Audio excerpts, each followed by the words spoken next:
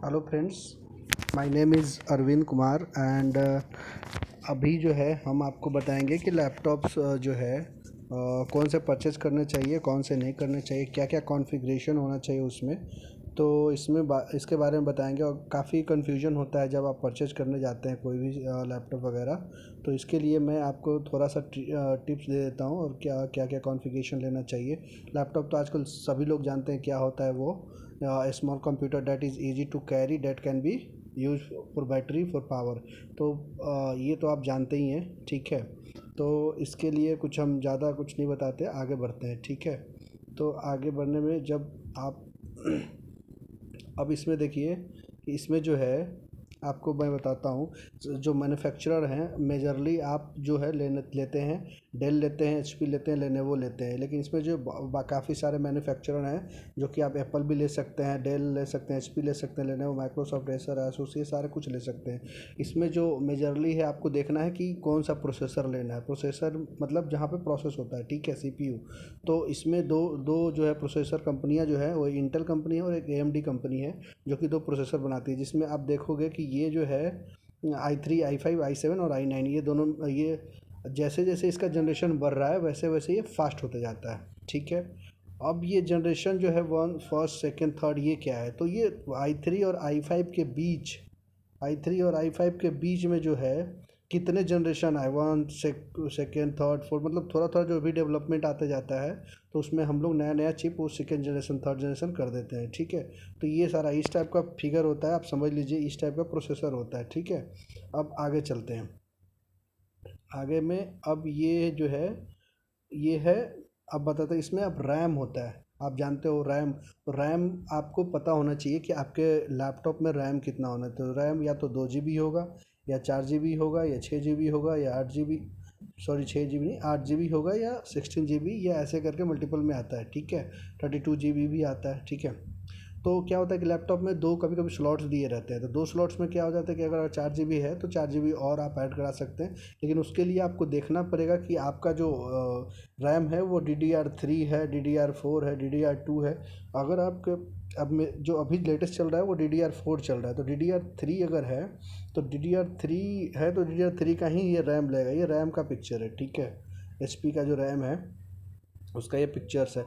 अब आते हैं कि स्टोरेज है, स्टोरेज कितने। तो स्टोरेज जो होता है वो SSD सबसे फास्ट होता है, उसके बाद साटा होता है, उसके बाद सबसे कम जो होता है SSD होता है। तो इसमें क्या होता है, आप सेकेंडरी मेमोरी होता है, ये स्टोर करके जो भी मूवी, फिल्म, कोई भी फाइल, कोई भी सॉफ्टवेयर रख सकते हैं। तो the component of your computer that allow you to and access data on a long term basis. इसमें आप बहुत सारे लॉन्ग टर्म बेसिस पे अगर पावर भी ऑफ हो गया तो इसमें डाटा रहता है, ठीक है। अब आगे बढ़ते हैं। तो आगे में है कि अब इसके बाद आपको जो ध्यान रखना है वो ध्यान रखना है कि ऑपरेटिंग सिस्टम कौन सा है।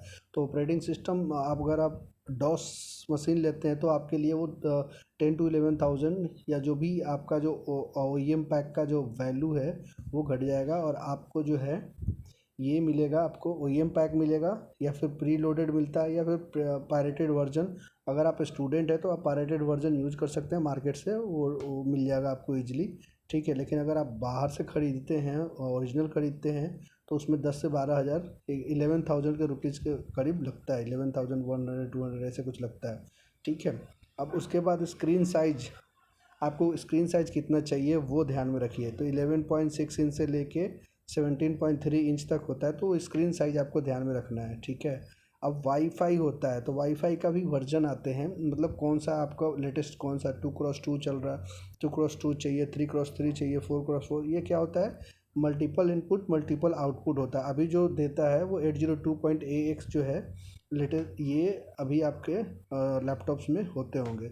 अब उसके बाद होता है ब्लूटूथ। ब्लूटूथ का वर्जन होता है, कौन सा वर्जन है, तो 1.1 से लेकर ब्लूटूथ का 5.1 तक वर्जन, अभी लेटेस्ट जो वर्जन है वो 5.1 है। ये देखो ग्राफिक कार्ड, ये जो ग्राफिक कार्ड आप देख रहे हो, ये ग्राफिक कार्ड इसको बोलते हैं ग्राफिक कार्ड्स।